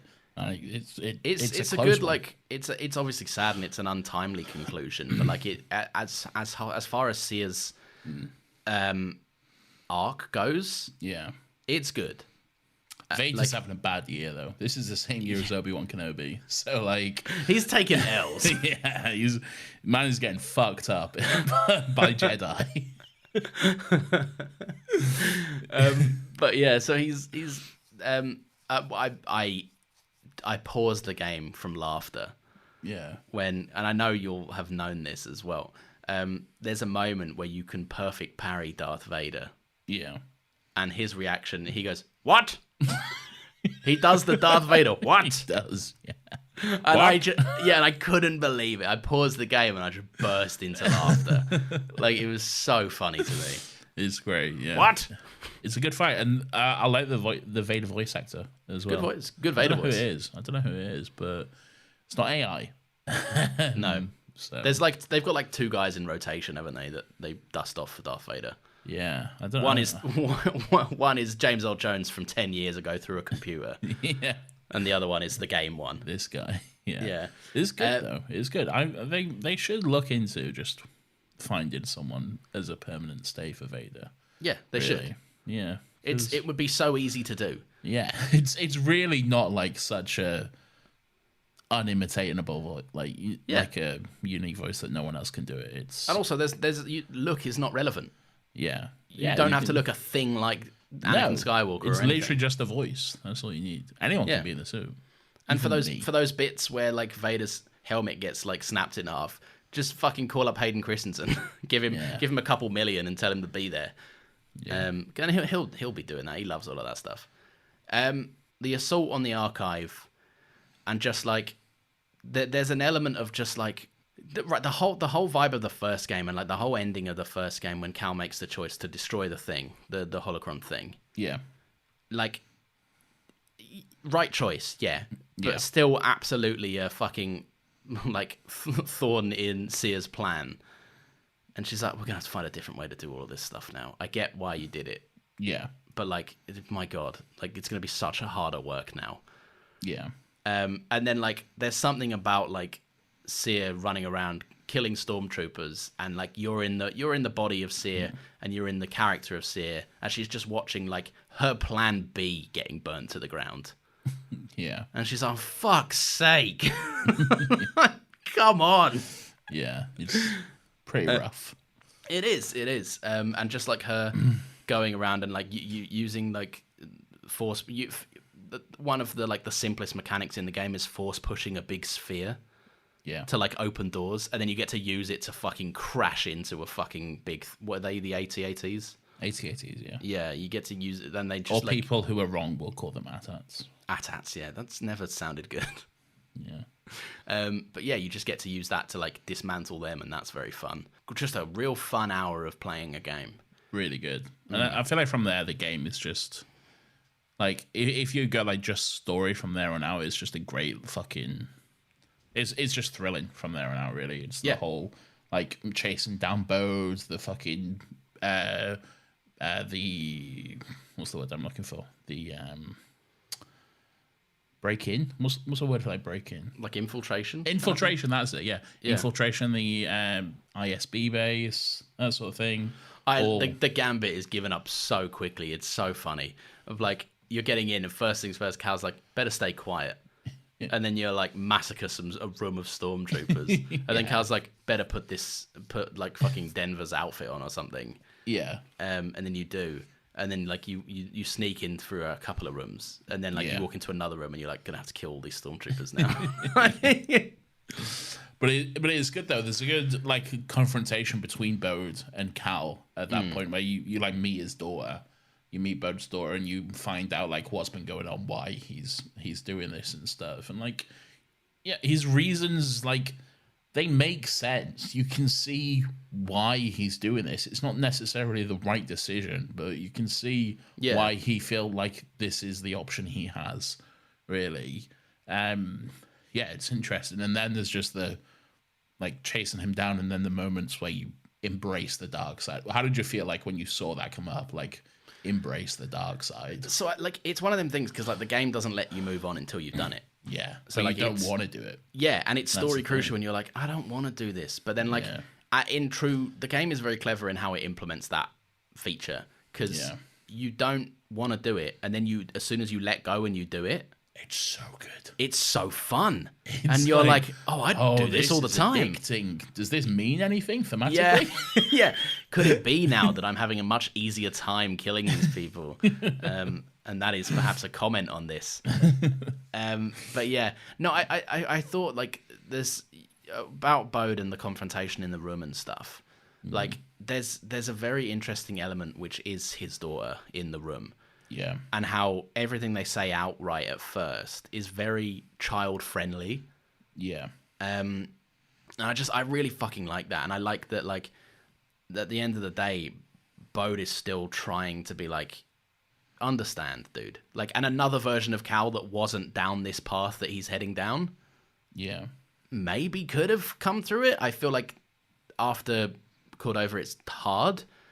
But, like, he would have been more willing to hear him out. But because Cal is down the path he's down, it's not going to happen. But there's, like, a line where, like, Carter says something to Bode and is like, do you know this guy? And he's like, we're friends. We had a falling out, but I'm sure it's going to be fine. I was just going to say, because I really like it, the exact line he says is, like, he says, this is my best friend. Yeah. We had a falling out, but we'll fix it. Yeah. And, like, and you get this, like, it's not just for his daughter's ears. It's, like, it's a plea to Cal. Yeah.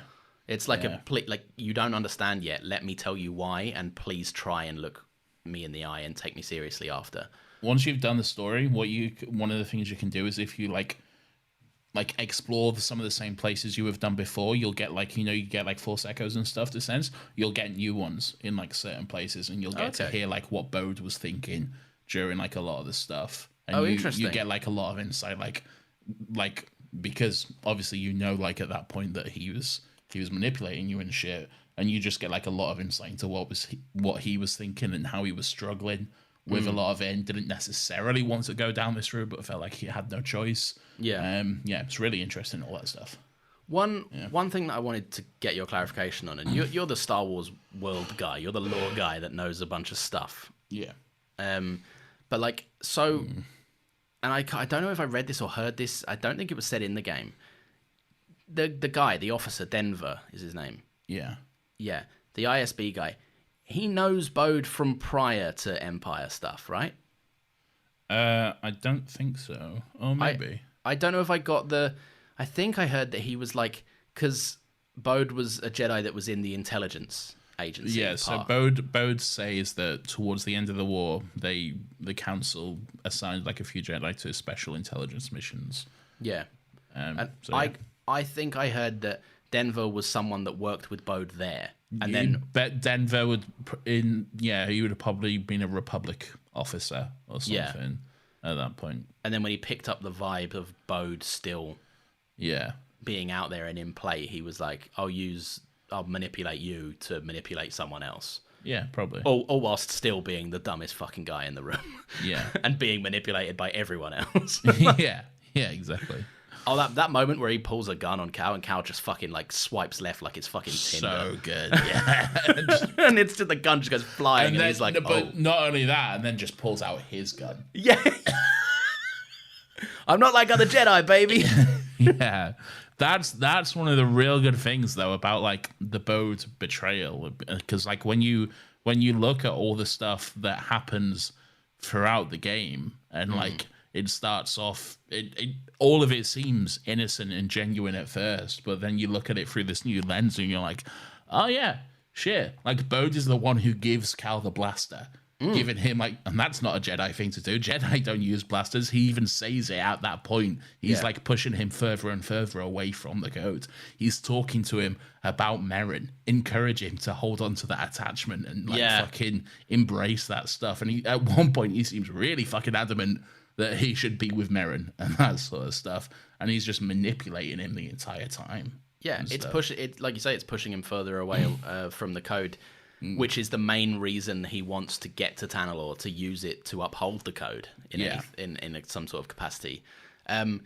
Just a great villain, a really interesting character, and like a connection in Star Wars. Sorry? A DILF. An absolute DILF, it must be said. A new DILF for the Star Wars roster. It's true, yeah, there's a few in there. There is, yeah. But yeah, this was the moment I was talking about. I didn't know I cared. Something that fucking killed me was throughout the game, Bode was very affectionate to BD1. Yeah. And like there were elements where like BD1 would come in and he's like, you still with this guy, are you? Like, and it just talking more to BD1 than Cal in some sequences. And it was very wholesome. And then when Bode is just like fucking fist fighting, punching, beating Cal. Yeah. And like BD jumps on it, like not wanting, he can't do anything, but he just gets on him as like it feels like a personal plea of like, please stop, like don't kill another one of my guys, not today. And then fucking Bode just smacks him, like just backhands BD out of the space. Yeah. And I was like, but again, it's like there's the writing technique. That moment is fucking brutal though, because the way Bode is just slamming his fist into Cal. Just over and so much that the screen goes dark. Yeah. And then and it tells you again, embrace the dark side. And again, it's a moment of like, fuck, I don't want to. Yeah. I don't want to, but I need to. And yeah, you do. You do. And it's like one of the most interesting things in Star Wars is like when you give these two people that have such passionate feelings about each other. Yeah. Put them in an argument, give them a weapon that is highly coveted and very good and efficient at dealing out death, but don't use it. And then they forego to just fucking punch each other in the face and stuff. Yeah, and it's like the fucking the franchise that won't be named, but let's do it anyway. Harry Potter in the fucking the most interesting part of that final battle between fucking Harry and Voldemort is when Voldemort just starts fucking slapping him. Yeah, it's true. Yeah. It's like, it's just something that's like, I care more about inflicting damage onto you and It's feeling because that it's reward. real. It's because Yeah. you've got a weapon which is so fucking powerful and can just instantly kill you, but you want to do it the slow way because you want to make them feel the pain. Exactly, You want it to connect. You want that connection, which is why it's much more impactful. Really. It is, and it stings more, and then like it hurt even more when Cal was basically just had him at gunpoint and was like, yield, Yeah. basically, and then like he tricked him to a degree again, and like I hope I'm not misremembering this. There's a moment where like Carter runs to him, and like the daughter he's so intent on saving, he like force pushes her back and He like does, breaks yeah. a bridge with her still on it. Yeah, he does. Yeah. Merrin has to save her at one point. Yeah. Yeah, and it's like, dude, like fuck, man, like it's so That's far how gone. you know, like, he's lost at that point. There's no coming back for him. Really. In that room, like there are two people trying to kill his dad, and she's still more scared of her dad. Yeah. Than anyone else. Yeah. Yeah, and it says a lot. And then like just the I don't know what it is. Something about a blaster in Star Wars, that sound effects, that design right from the initial fucking movie. It just fucking cuts through silence, like it's ear piercing. And when Cal just puts Bode down, Yeah. I was just like, oof. You don't feel victorious. You just You go, don't know. yeah. It's like The Last of Us, really. Yeah. Like when you have the fight with fucking Abby at the end, I'm like, no one wins that fight. Like you're not there at the end, like, yeah, I won. You're like, fuck. Yeah. Like, You're just like, everything hurts and it sucks, man. yeah, I'm so depressed every time I play the end of that game. And it's the same here. Like I fucking love the end of this game so much because like the way it ends, Bode is dead, and you have like the funeral for Bode, Cordova, and Sia on Tanalor, and there's just this. I love sequence. that he's burned at the same pyre they are as well, Bode. Yeah, I like that too because he's like he was still Cal's friend. And there's still a level of respect even after death. Yeah, like and Carter's there. It'd be weird to like let's just throw him off a cliff or whatever. yeah. I mean, well, when she put like little Moo Moo or whatever his name is on her on him, I was like, oh no, that was very sad. It's like burning the childhood that she could have Literally had. symbolically just burning her childhood now. Yeah. And they even talk about that, like Cal and Merrin, like they'll protect Carter and let her hold on to her childhood in a way that they couldn't. But then she literally burns it herself because it's already gone she's at watching that her point. dad go up in smoke. Like, it's pretty fucked. No, but I do love that whole fucking end. It's just basically like a fucking 10-minute cutscene or whatever. But it's great, just the way that Cal just everything around him is just he's not focusing on anything and he's just staring at like Sia's body as they all burn and stuff, and he just has this fucking reflection of everything that's happened and where he is now in his own struggle with the dark side and the fact that like it's not resolved. Like, the Cal's struggle is not resolved by the end of this game. And I know that because when you play the game once the credits have rolled, you can still embrace the dark side. Yeah. That power has not gone. It's still available to you.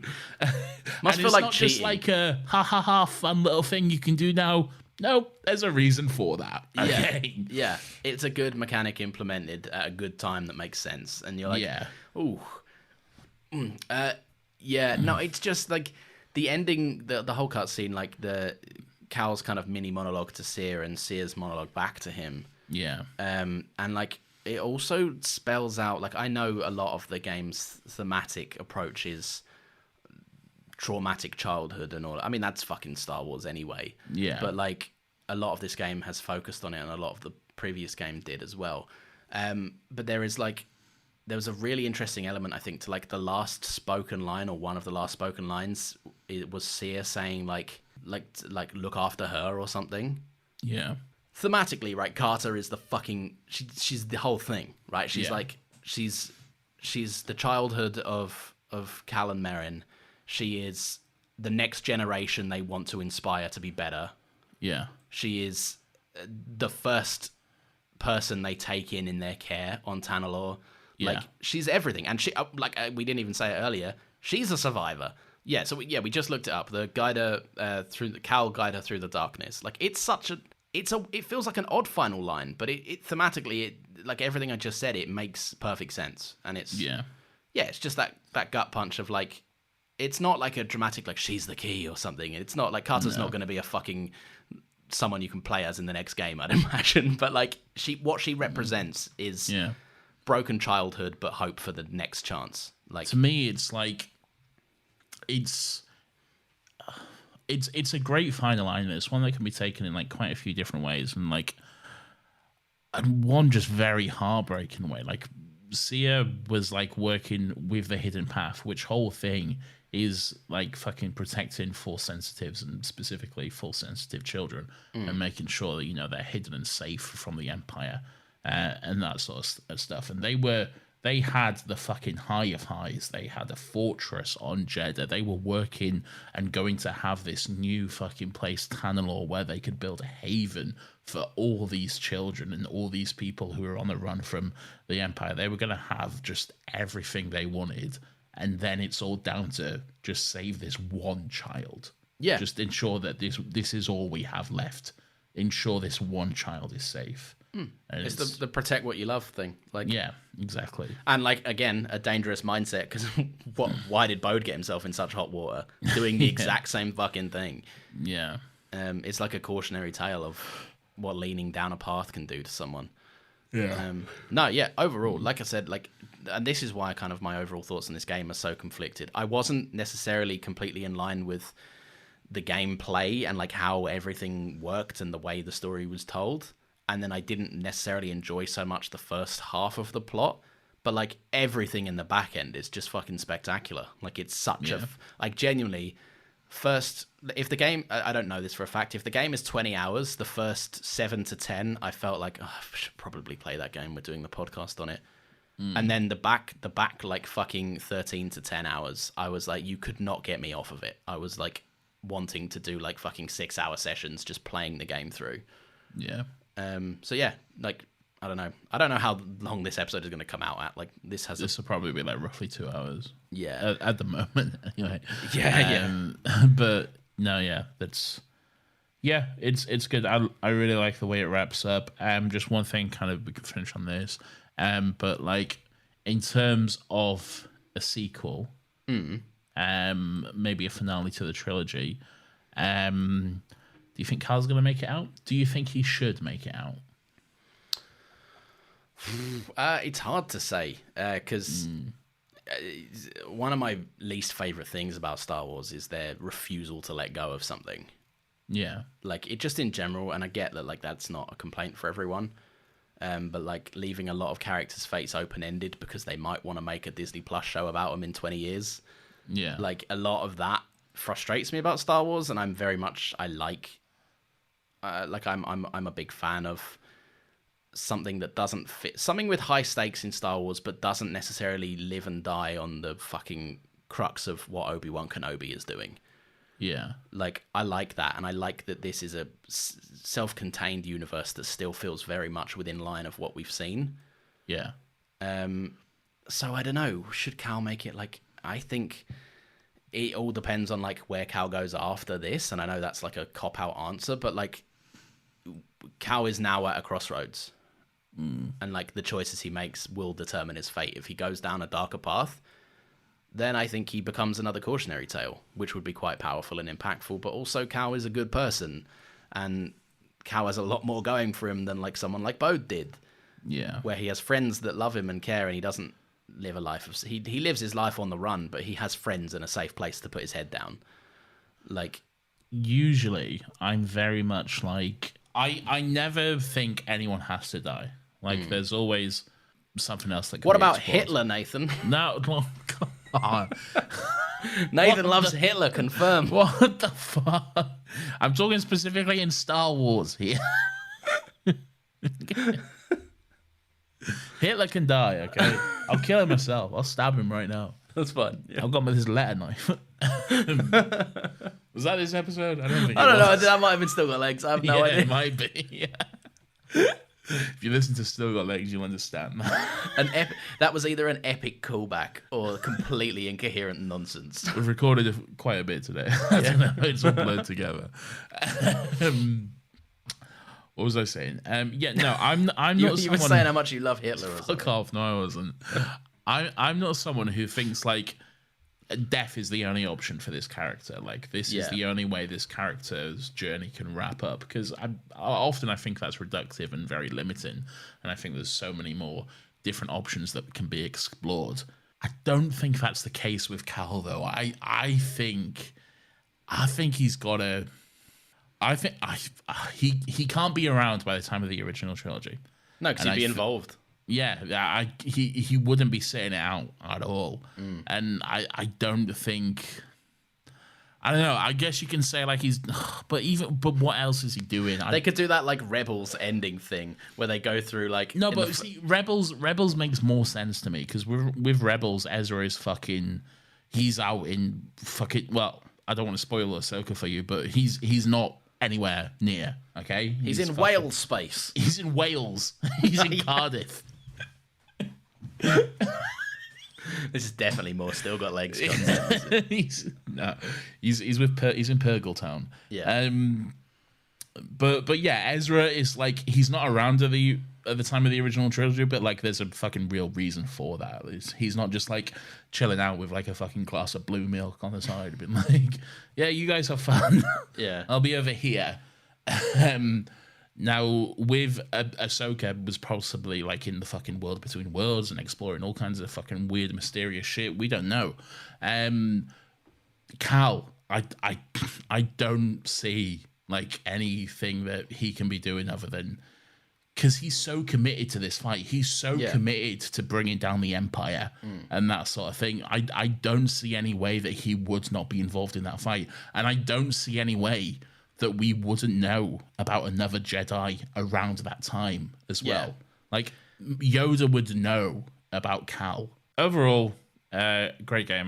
Like I say, I really enjoyed it. I had a lot of fun playing it and then playing it again and then playing it again. Yeah, it's a lot of fun. I would encourage you to explore. Just have some fun. Put on a podcast. Go explore Kobo. Meet some fun little characters. No. Okay. No, I'm joking. No, the stuff you said about Bode is interesting to me. I do want to go to those locations. I can't lie. I will probably put on a YouTube video of Bode locations. Okay. And go to them. It's not a world I enjoy to be in. Like I don't know. It's a lot of fucking desert. It's a lot of grass. It's a lot of tree. See, I like the word I like Kobo because I like how just aggressively American and Southern cowboy land it is. It's just straight like you get there and you immediately meet someone like, howdy y'all do what y'all do around these parts. It's Red Dead 1 in space. Yeah, it's great. It's a lot of fun. You can even get a little horse and like go around on it and stuff. Yeah. It's great. They always felt just marginally faster than Cal. Most of the time I used them, it was to use the double jump to get up somewhere. Yeah, most of the time I used it was like to get up a hill, which you can't do without them. Yeah, or you have to run the long way around, and I'm like, I'm not doing that. Yeah. No, there's elements of the game I do want to explore. There's what frustrated me is I didn't realize this as much. Do the bounties. The bounties is fun. Yeah, that stuff does seem more fun to me. Fun characters who show up. Yeah, I know Boba Fett. There are like parts of it that I'm like, I wouldn't mind going there and seeing some extra stuff. Yeah. But then I think I didn't realize it would be such a crucial revisiting location throughout the thing. I stepped full onto Kobo and I was like, this is not what I like. And then like the game after like almost every mission, it was like, let's go back to Kobo, and I was like, let's not, please. I don't want to. And if you like Kobo, that's great. I didn't. It wasn't like every time I had to explore it or like get to somewhere high up and had to go around stuff, I was like, this is too big and I'm too confused. I like Kobo. It's a fun planet. It's fine. I like the story, and I'm very excited that now I've completed the story, I've unlocked the chapters section, which means I can play the back end of the game again. Great. Play New Game Plus. Do it all. I might New Game Plus it, to be fair. I might do New do Game it. Plus, you can unlock the party saber, which it changes color with every swing. Oh, that's fun. Yeah. That's like one of them things that I'd put on for like half hour ago. This is fun, and then I'd be like, I'm too unimmersed. You also unlock the red saber as well, so you can play it all with. Oh, I want to use that. Scary. Big bad boy red saber. Scary. I'm evil. There was a part of me for a second that thought Bode had like bled his crystal, and I was like, really? You're dramatic, man. But no, thank God. All right, yeah, overall, really conflicted on the game. Enjoyed the back end way more than the front end, and like there's certain elements of it that like it's just not the way I enjoy to play a game, but it's still, you're going to get so much out of it if you like Star Wars. I had a great time with it. Yeah. A lot of fun. 10 out of 10. It's still one of the best Star Wars games ever made, so. Yeah. In your face. Star Wars pinball for the Wii U. In your I don't even know if face. that's real. In your face, the original Lego Star Wars. I don't know. In your face, Star Wars Pod Racers for the PS1. In your face, the pilot simulator that I thought was a real good game and then was really bad on the PlayStation Store for free. Jedi Starfighter. That's the one. Squadron. Oh, Squadrons. Oh, Squadrons is great. I didn't like Squadrons. No, I like Squadrons a lot. Go play Squadrons then. Nathan, I want to get a PSVR so I can play Squadrons. way more fun in VR, I'd imagine. Yeah. Especially in like first person cockpit. Yeah. Because that game's entirely first person in the cockpit, but like if you're in VR, I feel like it'd be a lot more fun. A lot more engaging. Yeah. Yeah. Nathan, it's time to recommend some stuff to each other. It certainly is, Lawrence. What are you recommending to me? Are you saying that because you Lawrence, what are you recommending to me? I have discovered a good... frequently with my wife, we enjoy playing games together, but we very much don't like the same games. Parlor games? Charades? No. Video games, Nathan. Video games. I'm keeping with the episode. Indeed. So this is a fun game. It's a 2-player. I think it's only a 2-player. And it's called... I don't know if it was for free. I think it was like £7 on the PlayStation Store or something. It's called Unravel 2. And the 2 is not to imply that there is an Unravel 1. There is not. Yeah. Unravel 2 is a fun game where you play as 2 little threads that come out of this like box and have to like traverse your way through like a 2D scroller type map setup.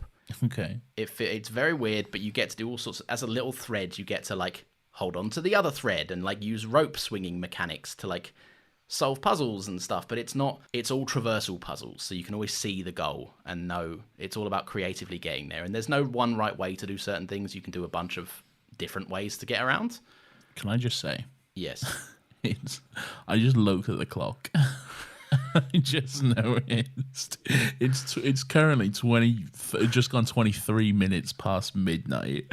We started recording at 8 p.m. I know. So we've been podcasting for the past fucking 4 hours. I wonder if you listen, like when I listen back to this when I edit it, like if the energy just dips at any point. I think it will, because I'm done at this point. My mind is fried now. All right, let me wrap it up. Unravel 2, good fun game to play, good 2-player co-op experience.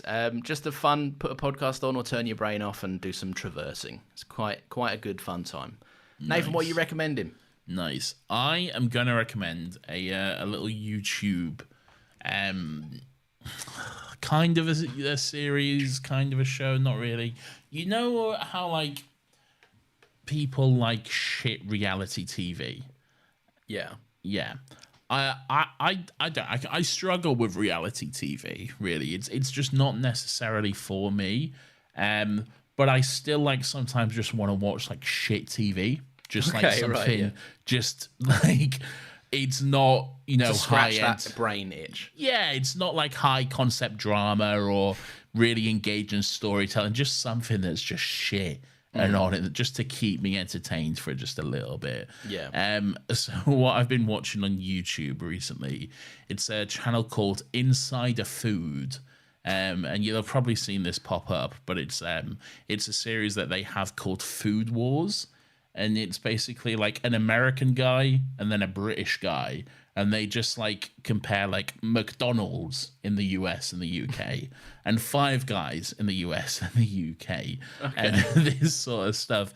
And it's shit, but it's good and I like it. It's great. They're just like, there's one guy, he's just in a studio in the UK, and then there's just one guy in a studio in the US, and they're just like, all right, so the McDonald's, we have in the UK, we have our drinks are available in a small, medium, and large, and the small is 250 milliliters, the medium is 350 milliliters. Oh, so they're not even like two guys that are like, wow, this is great. They're just like, this is the measurements. They're like, oh, well, they're having fun. They got like fun personalities and stuff. Okay, right, yeah. They're having fun with it. And it's fun to like see the differences and that type of stuff.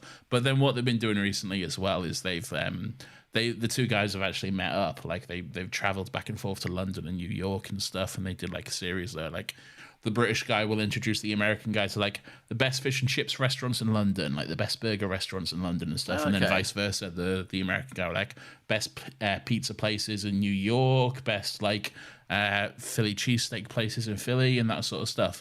And it's good. They have a cool friendship. It's very fun to see. The nice guys, Harry and Joe. It's quite cute. And like I say, it's just shit fucking reality TV for me, basically. Fair enough. Yeah, I'm enjoying it. It's fun. Not a recommendation I was expecting, but one that I think I might appreciate. Full of surprises. Indeed. Lovely stuff. Right. Well, much like you and this game for the third go-round in like 12-hour completion time, allow me to speed run this outro. Okay. It's a long about way of getting there, wasn't it? Yeah, that really was. If you have enjoyed listening to this, new episodes of this show go out every single Friday at 10 a.m. more often than not, just in the morning, to be honest. Not sure if we're officially changing that, but it'll be there Friday morning at some point. Maybe sometimes early, more often later than 10. They come out every Friday. Yep, that's probably the blanket way of just saying that now. Enjoy. But yeah, if you have enjoyed them, you can give us a little follow. We are on Twitter, we are on Instagram, but you may as well just follow us on Twitter. That's the only place we actually post. We are at Another Happy Pod. You can interact with us. You can let us know what you want to hear us do episodes on, or you can just get a little post reminder when new episodes go out so you never miss a fun fucking conversation. Also, you can give this show a little review. You can give it a 5-star review. You can actually give it less. We'd rather you didn't. And Nathan will get upset, and I will have to then comfort him. And that is something that would not be fun for anyone involved. You know, you can go about your day. You've given a 1-star review. I hope you feel good about yourself. That's not appreciated. So please stay on the fun side and give us a 5-star review. Next week, we are going to be doing this. Wowee, what a fun fucking time. I'm so tired at this point. I just need this podcast to end. Catch you next week, party people. Later, player. Bye. I played 2 sounds at once then. What the fuck was that? I played the Still Got Legs and Another Happy Pod at the same time. Oh no. It went like this, listen. The conversions. The remix. It's the remix.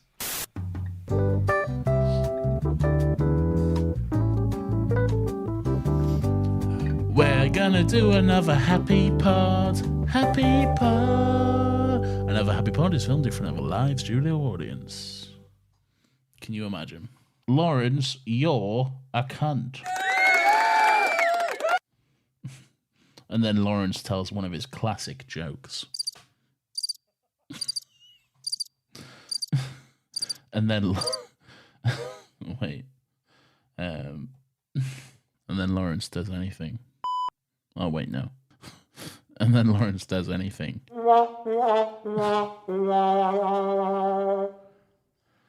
And then Lawrence talks. I'm still recording, so all this can stay in. Just after the fee. Just a little sizzle at the end. Just a little bit of fun. It's just me and the listener now. Hey, how you doing? Look, don't be so hard on yourself, okay?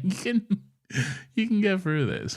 There's nothing stopping you from achieving what you need to achieve in your life, whatever that may be. And look, some people, they're going to try to get in your way. They're going to try to stop you, and they're going to try to tear you down. But you just have to fucking say no. You just have to